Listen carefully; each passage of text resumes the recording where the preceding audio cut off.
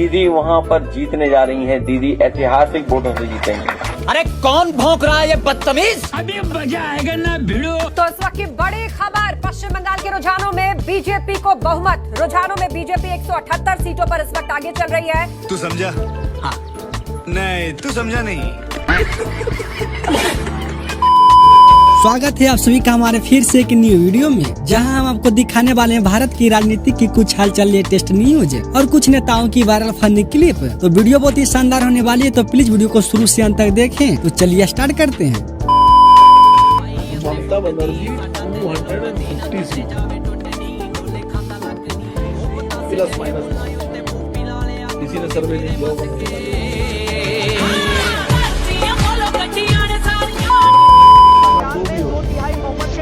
BJP पहुंच चुकी है 196 पर। बीजेपी इस समय रुझानों में आगे चल रही है। दीदी के अलावा कोई नहीं जीतेगा।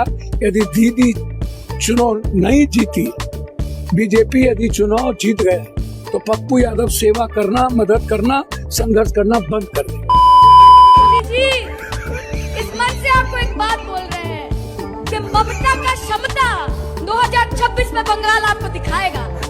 2026 में आपको दिखाएगा। और ये नाम याद रखिएगा, ममता बनर्जी बंगाल की नारी, हवाई चप्पल सफेद साड़ी, एक नारी 100 पे भारी। हरे कृष्ण हरे हरे, दुम्बा दुम्बा बुम्बा बुम्बा, बम्बा बम्बा। हरे कृष्ण हरे हरे, खुदा हाफिज, इंशाल्लाह फिर मिलेंगे। राहे गुलशन तो फूल खिलेंगे, फिर मिलेंगे। जगदीश भाई, आप कह रहे हैं बंगाल में चुनाव बीजेपी ने हैक कर लिया है और वहाँ बीजेपी जीतेगी, ठीक है? बिल्कुल। तो इसी तरीके से वो केरल में भी जीत जाएगी। बट केरल देखो, अब आप पांचों राज्य की बात करें जो आपने कही है। असम में भी पांडिचेरी जिसकी है उसकी रहेगी। अच्छा। केरल हमें देंगे मोदी जी। क्यों? नहीं तो शोर मचाओगे आप लोग भाई। केरल सभी लूट लिया, हम भी शोर मचाएंगे। गजब टू विवाह याद।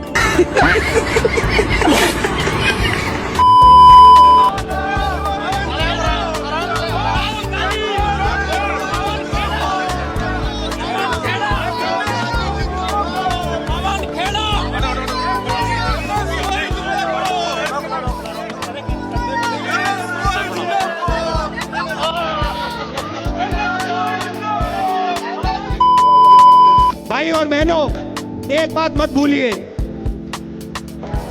टीएमसी बीजेपी का मुकाबला नहीं कर सकती है, ये मत भूलिए।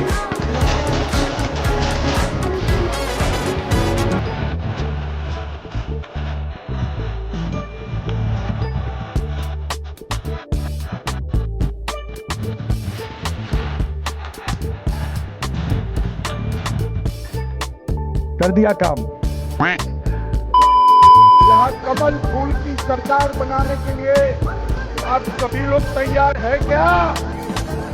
अरे ऐसे नहीं, ममता बनर्जी के बहरे कान तक जाना चाहिए। तैयार है क्या? ममता की सरकार को बदलेंगे। अरे बदलना नहीं है, मूल समेत कार कर फेंक देना है।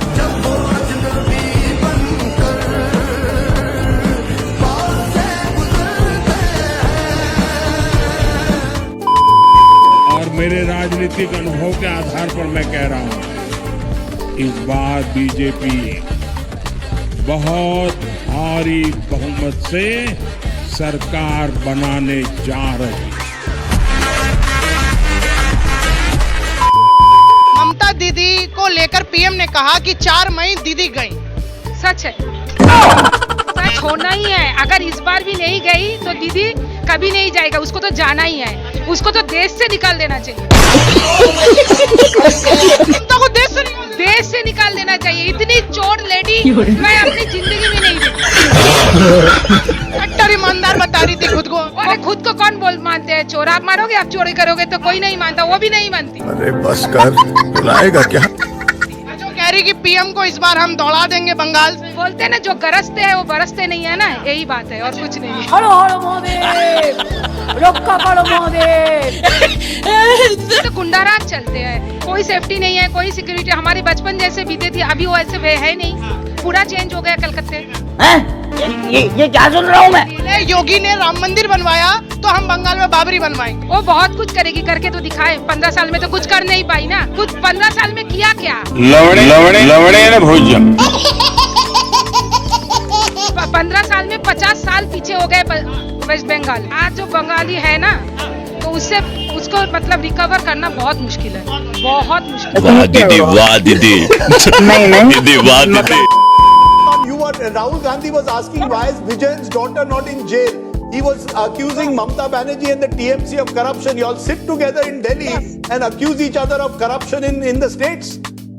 And there is no irony in that at all. We have all come together to form the India Alliance for the larger goal of defeating the BJP. But when it comes to individual states, we will be highlighting those issues. There is no irony in that. But then, Supriya, how does it work out? You're corrupt. One second, Supriya, how does it work out? You're corrupt at the center, at the state level, which was the charge of Rahul Gandhi, and a charge he made not in Murshidabad, where you had shots at certain seats, but in Kolkata. So, Mamata Banerjee is corrupt in West Bengal, but on a national level, because you need to take on the BJP, she's kosher. There is irony in that, no? What is ironical in that? I don't understand. Where are you finding faults in that? The You can hear the whole Nagaras right there. Lots of whole Nagaras playing out at the Congress office, Rajdeep. Sorry? So this is Venugopal. Well, I have been stuck with all the reporters, so I don't even know what they are celebrating about. So.